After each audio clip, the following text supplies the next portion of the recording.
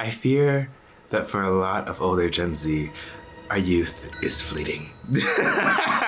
Hey guys, what's up? It's Imurgency and welcome back to my channel. Today we're talking about something spooky, something real spooky actually. And that is the Gen Z quarter-life crisis epidemic that we are currently going through. That's right, you heard me correctly, a quarter-life crisis, not a mid-life crisis. You may be asking yourself, Rumi, what is a quarter-life crisis? Because that sounds like something you just made up on the spot. To that I say, no, you're giving me a lot of credit here. But the quarter-life crisis is like a real thing. And I fear that anyone over the age of 20 may either be going through it, have experienced it, or thankfully have gotten to the other side of the quarter-life crisis. And I'm definitely deep in the loins of my quarter-life crisis.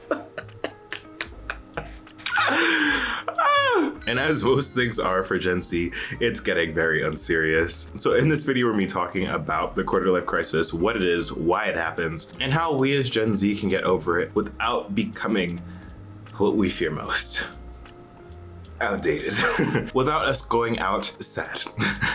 But before we get into any of that, hi, I'm Rumi and you are watching Imurgency, a special little series on the channel where we talk about anything and everything to do with Gen Z, whether it be in pop culture, media, or just in day-to-day life. Consider subscribing. I post twice a week and multiple other times a week on my other social medias at Imurgency on TikTok, Instagram, and Twitter, which you should go check out if you haven't already. And while you're at it, leave a like on this video because it helps out a ton. Also, if you want to go the extra mile and show support to the channel, you can click the join button either down here or down here to become a channel member today. Channel members get access to early videos and exclusive content. I have a show review up now for the show Everything Now that is exclusively for channel members, and they're getting another one later this week. So if that sounds interesting to you and you want to support the channel even further, then consider doing that. But let's get into this video's topic. So the quarter-life crisis, what is it? Well, let me tell you.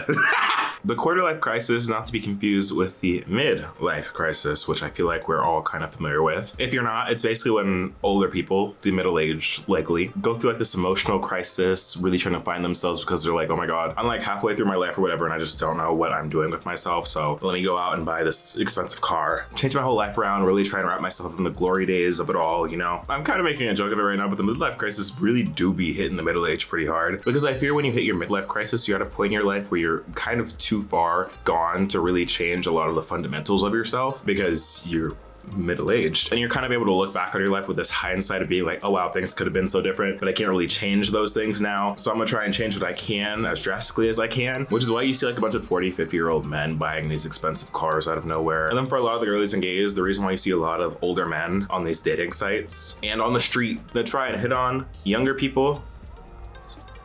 Yeah, girl, that's a midlife crisis.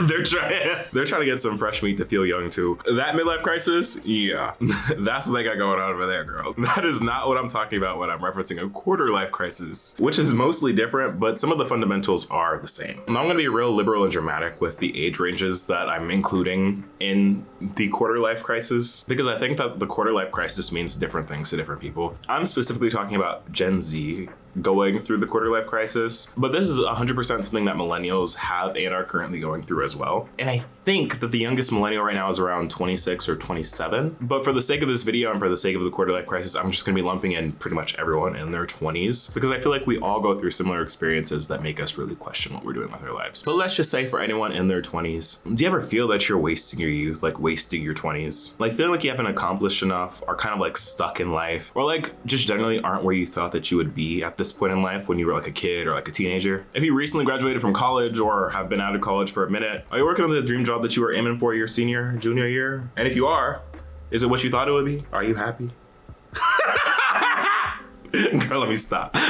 These general fears, worries, discontentments, and just confusion are all part of the quarter life crisis. As one article puts it, the quarter life crisis is described as a crisis involving anxiety over the direction and quality of one's life, particularly someone in their 20s. Because in your 20s, you're kind of forced to be an adult for the first time in a lot of people's lives. It's a time of a lot of transition, having to take care of yourself, being post high school or post college. Like this is where the training wheels really do come off. Like this is what SZA was singing about when she was singing about the 20-somethings. And the quarter life crisis seems to be a pretty big issue for a lot of Gen Z and millennials. Considering while I was doing research for this video, I found out that the quarter life crisis has its own section on TikTok. Like, not just a searchable topic, like it has its own heading, girl. With over 12.3 million views, which is insane to me, and just shows we are all collectively going through it. So how does the quarter life crisis exactly differ from a midlife crisis? And why is Gen Z experiencing it in the first place? Well, similar to a midlife crisis, a quarter life crisis stems from you taking stock of your life, as well as the lives around you. But what's different is, for one, the age groups. But two, it's different from past generations, with the exception of millennials, because the 20-somethings nowadays are filled with a much different pressure and expectation than the 20-somethings did back during the age of like Gen X or boomers. And that's in large part due to just the American dream as a whole being dead, as well as the hypervisibility of other people's better or seemingly better lifestyles on social media. And I do think it's interesting to know, because I feel like whenever I talk about things involving like the quality of life of Gen Z, I get a lot of comments under these videos from non-American Gen Zers, and a lot of them saying that they don't necessarily relate to a lot of the pressures because of cultural lifestyle differences. And to that, I want to ask you, if you are not American in your 20-somethings, have you gone through are you going through a quarter life crisis right now? And if so, what does that look like for you? Because I don't want to say this is an American only experience, because I don't feel like it is, but I feel like being a young adult in America adds a different twist to the crisis of it all. So let me know down in the comments. And I feel like one of the main pressures of the quarter life crisis is this need to have your life together and to be incredibly successful, incredibly young. And I feel like this is a pressure that a lot of Gen Z experiences even as early as high school, and especially after college for those who go. Of feeling this need to know exactly how your life is going to go, or the stresses of not having that feeling or that knowledge of knowing where you want your life to go. But I feel like ultimately a lot of us just wanted to come into this era being able to make a certain amount of money, live a certain lifestyle, be in certain relationships, whether that be romantic or platonic, and to have a certain job with job security. And when your reality doesn't necessarily align with the reality of other people you're seeing in your life, in your immediate circles or online, you feel bad about that. Like, you feel so bad about that. And it's kind of crazy to think about, like, why am I comparing myself to someone I don't even know and that doesn't know me? Like, I can speak for me. Growing up, even as soon as like directly out of high school, I have always felt behind in life and always felt this need to be grinding or to have like some sort of side hustle or to be trying hard on social media to get my life how I wanted it. And that's why I don't necessarily understand why older generations say that Gen Z is like lazy. I'd go as far to say that we're a very hardworking generation, if not one of the more hardworking generations. Like, of course, that work looks different than it did, say, like 50 years ago. Like, we're not, like, the majority of us aren't working blood, sweat, and tears in a machine factory during like the Industrial Revolution, but that doesn't mean that we aren't working hard. A lot of us work multiple jobs, have very long hours, have full-time jobs and a side hustle, and can't afford shit.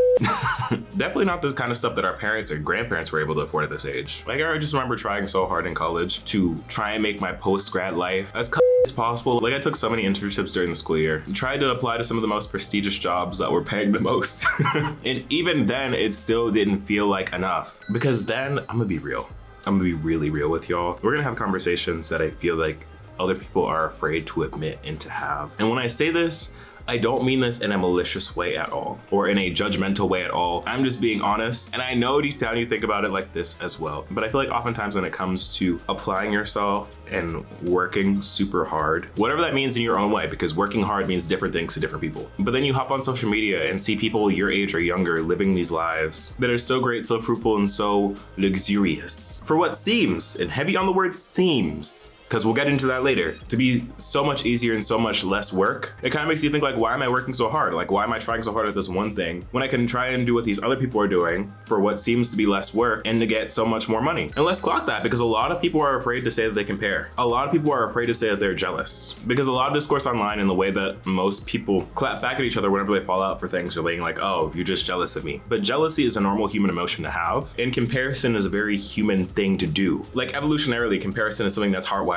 for us to do, to compare and choose the optimal life situation, to one, survive, and two, to thrive. But I will say with that, while these are normal and natural emotions and feelings, the expression, how you act on these emotions and feelings to yourself and to other people are the difference from what makes you a weird bitch and someone that wants to just generally better themselves. Because I feel like you can be jealous of someone's situation, and instead of moving weird, trying to f one over, be sneaky, or just have malintent, just take that emotion and turn it into self-drive to better yourself. Like, this is a whole tangent. Like, I feel like we've stigmatized and put a lot of shame on the emotion of jealousy. But all this is to say that there is so much merit to wanting all these things in life. Being money, lifestyle, relationships, jobs, because that has historically been what's been advertised for people our age group and currently is being advertised for our age group via the American dream or whatever, but currently is being advertised as the lifestyle through certain extents on social media. Like, let's talk about money and jobs. I feel like Gen Z entered the workforce at such an interesting time because for a lot of us, myself included, a lot of our first big kid jobs for those of us that went to college came about during and after the pandemic. Like, speaking personally, outside of stuff I did for high school, I've had 2 professional jobs post-grad and I've never had to do an interview in person. And I've never had to go into an office either. Like, just don't know what that's like. And that's because due to the pandemic,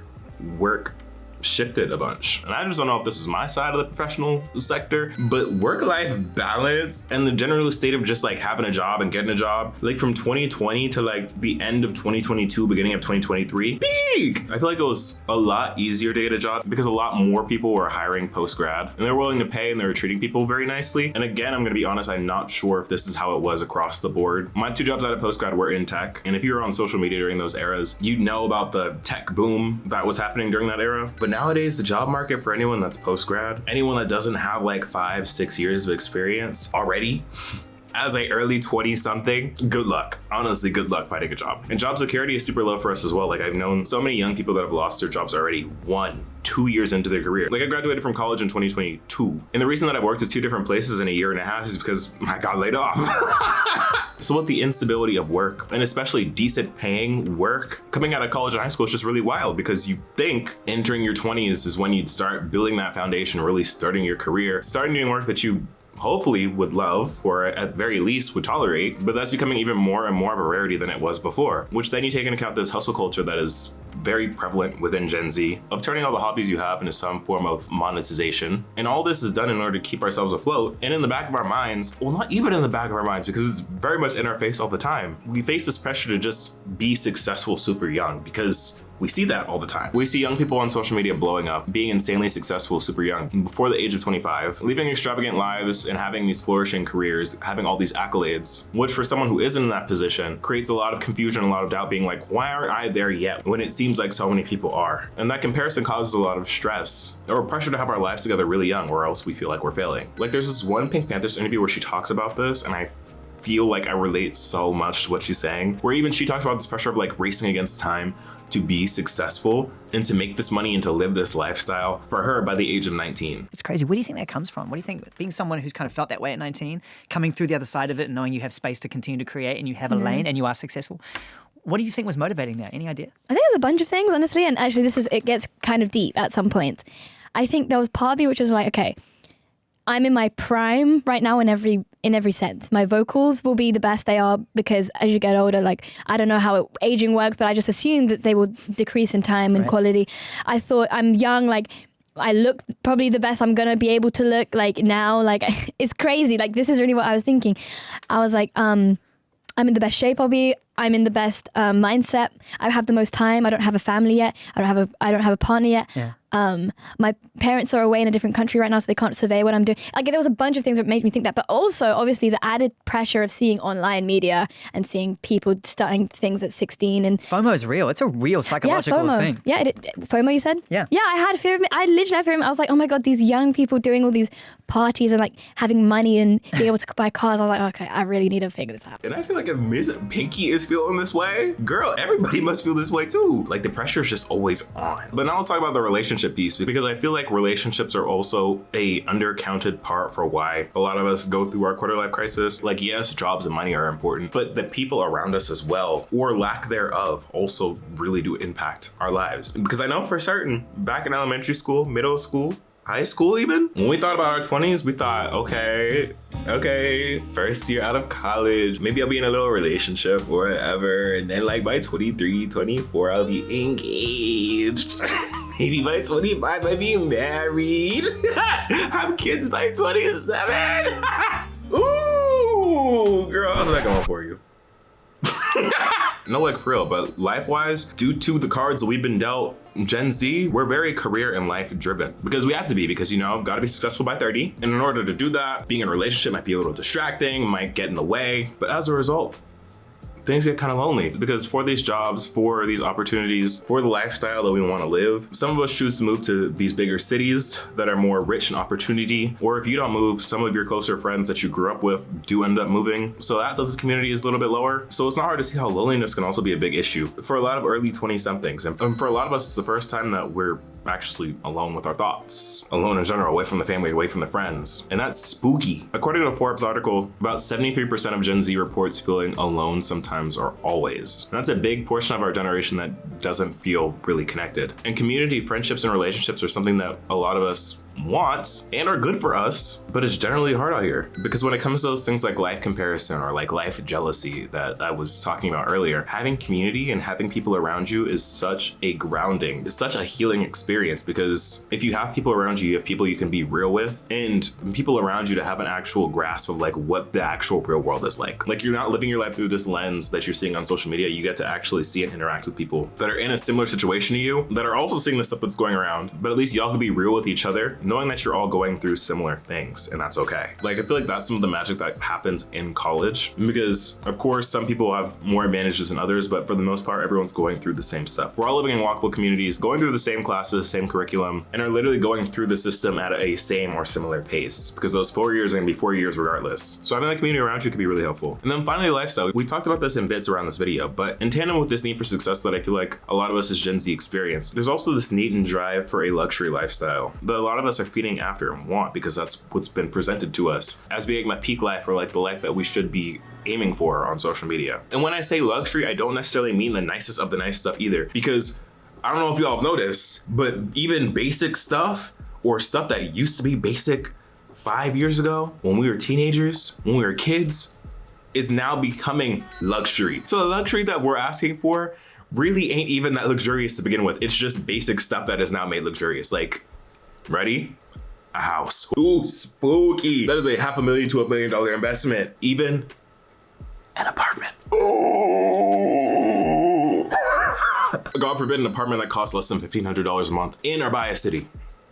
Real spooky territory. And like, I feel like even some of the things that used to be basic necessities are becoming luxury now. And with the internet doing what it does, influencers doing what we do, it makes sense why Gen Z feels this quarter life crisis, because there are these lifestyles that may be real or not that are romanticized and that everyone is feeding for because again, we feel like we need to be successful young so that we can enjoy our lives now while we're young, and then also while we're older. This is kind of where I wanted to bring back what I was alluding to before when I was talking about romanticizing people's lives or minimizing people's work, or like the concept of working hard, because I feel like it's easy to discount or not really acknowledge that by and large, everybody is struggling. Everybody is going through something. Everybody is working. And of course, that may look different for different people, but you truly never know what's going on in people's lives. And social media has become such a highlight reel for people, where truly the only thing we do nowadays online, for the most part, is to share the wins, the positive things. And I'll say, even the apps and platforms that try and make it seem like I'm just going to be real, that try and make us just be real or be authentic or to share our full selves, at some point down the pipeline, all social media platforms become the same. Like, every single one eventually becomes this performance. Like, even be real.